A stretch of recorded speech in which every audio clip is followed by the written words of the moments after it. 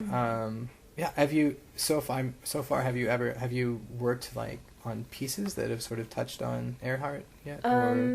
I might have. I don't know. Yeah, I guess that's a kind of an odd question, but I think it probably has come up, but nothing that has really been right. Okay. Probably. Yeah. Well, I think that's really interesting. So, any other areas you feel like sharing with us? I think that it's really intriguing.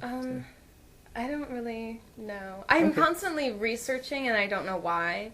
So I found myself one day, I realized that I'd spent 3 hours looking at mail-order bride sites and just combing through the profiles and looking for patterns and looking at pictures and trying to piece together life stories of these women.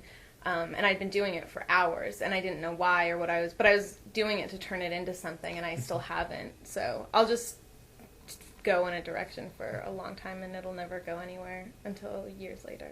I think instincts like that are really important, like following some kind of thread in the way that you're describing. Where was I with my question? That you had such a great answer. I just kind of got off track here. Let's see.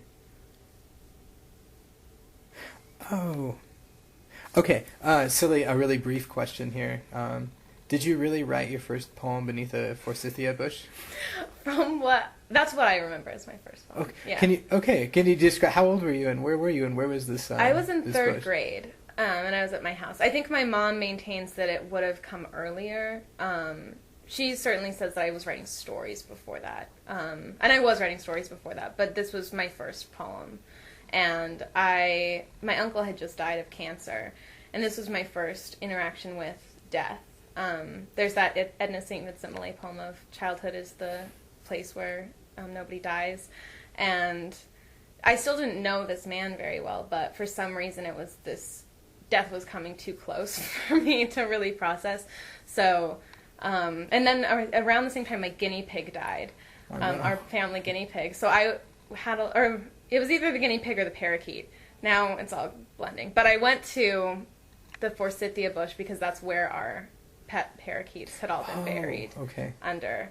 And so I sat beneath this forsythia bush beside the graves of these dead parakeets and thought about death and wrote this poem for my dead uncle. Man, does your family still live in that same that same area? Mm-hmm. So is the bush still back there? It's still there. It's bigger than ever. That's really interesting. Do you still visit it or go back there or no? Or has it been a long time? No, I do remember it. I mean, anytime I see the bush or even hear the word forsythia, I remember that. It's a great word. It's such a great word. Oh yeah, what is even in my question? I didn't read it the way that I wrote it down, but that's such a wonderful word. I wrote, "How has your process changed from those forsythian days?" Well, I guess I can ask you that now. How has your process changed from those forsythian days?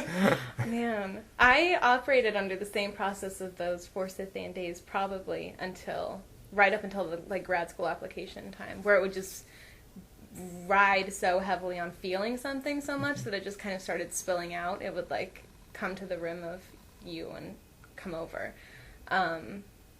But now I just try to find it instead of it finding me. Mm-hmm. I'm not sure how well that's working because it's very new to me to not wait for it to come. So I think I don't know. I mean, I think that can be. It's hard, right? It's hard when you make these big changes and maybe you have a good rhythm or some way that you're working, and then now you have to sort of restructure things. So yeah, let's see. Again, this is another sort of anthropology tinged question. Is that okay? Yeah. Okay. And this one I think is a little melancholy because Claude Lévi-Strauss recently passed away. So this is sort of my question's an homage to him. Anthropologist Claude Lévi-Strauss, who unfortunately passed away recently, wrote once that both music and mythology are time-canceling machines. So my question for you is that, do you feel that good poetry, either maybe however you want to take that, reading good poetry, sort of immersing yourself in reading good poems, or if you want to think of that as part of the writing process of poetry, do you feel like that is also a time-canceling machine? Does that make sense, the question? Yeah, I think so. I think it's an excellent essay question, too. Like a take-home exam. It's kind of hard to... Sorry, it's not really an off-the-cuff kind of question, but Maybe if you're Toni Morrison, you could nail that off the cuff. I would say that I think that when you read a good poem, and for everybody that's different, that it will resonate and erase the time in which it was written and the time in which you're reading it, if that is the answer that you... Well, no, and I wasn't really looking for anything specific, but I think I just got intrigued with this idea of, like, something, like a poem being time-canceling or somehow... I don't know what exactly that would mean, so maybe that's not really a fair question to ask if I'm not entirely sure myself. But can you think of, like, all of the different poems that you've read, even though it's this sort of new, strange idea that I'm asking you to think about, can you think of a poem that comes to mind that would be kind of a time-canceling poem for you, or something that would sort of affect, that you've read, that, you know, and that affected you so strongly that it sort of felt like it was doing something to time? Yeah, I think that Robert Haas's Privilege of Being is it was the poem that I read, I think it was like my first year of college in my bachelor's degree, and it affected me so much that I kept it by my bed for all 4 years, and it still has that effect to this day. Very strongly. There are a lot of poems that still do that to me, but I'm not sure if it'll persist. But with that one, I'm pretty confident it'll always feel that way. I think that's really interesting, because I'm teaching my students a lesson right now, and we're talking about sort of disturbing images, like photography that appears in newspapers. And one of my students talked about how they remembered a specific image that they'd seen when they were a kid, and that over time, that image, like, they remembered their experience of the shock when they first encountered the image, but then the actual sort of, I guess, sort of the context of the image would lessen and lessen, like, the further away they got from it. But it sounds like when you're talking about this poem, that, like, is it still that sort of that's intense of a reaction? Yeah, it hasn't dulled yet. Yeah, and I just think poems are resilient in that way, personally, just as a kind of text. And so I was wondering, so it still is intense. And when did you say the first time you I think read it was my first year of college. Okay. So this would be like a long time ago.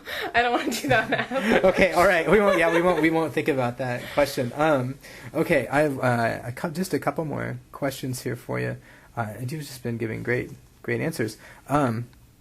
Okay. I have a question about story writing for you, because you write both poems and fiction as well, don't you? And so I found this really interesting Lydia Davis interview, and I thought then the quote, something she said, sort of made me think of a question that I could ask you, because I'm a writer who also writes poetry and then writes fiction and other things as well. So I wanted to ask you this question. And in this interview, Lydia Davis is talking about Russell Edson's prose poetry, and I really like Russell Edson's prose poetry. And what she says about his prose poetry is that Edson's prose poems are stories for me because they are full of narrative. The weight of emphasis in them is on the narrative, I think, not on the language. When the emphasis shifts onto the language, then maybe they enter the realm of poem. So that's sort of the quotation that made me think of the question I wanted to ask you. My question is, since you're both a poet and a fiction writer, when you are writing a story, and for you, just for you with your process, does the weight of emphasis shift from being on the language to being on the narrative at different times during the process? Or is story writing sort of a distinctly more narrative process for you, and poetry writing a distinctly more language-focused process? Does that make sense? Yes, yeah, it makes okay. perfect sense. I think this is also an excellent essay question, Oh, but no, still sorry. much more manageable. Okay. Much more manageable. I would say I haven't had enough experience in the story writing process to be able to know my process in it. But I think that I do naturally just go to the narrative first and then maybe go back through and focus on the language. I feel like some of the best fiction that I've read, novels or short stories, have had the balance of language with narrative. The example that comes to mind would be Blood Meridian by Cormac McCarthy. Yeah, good example. Thank Sorry. you. Sorry. I think that for me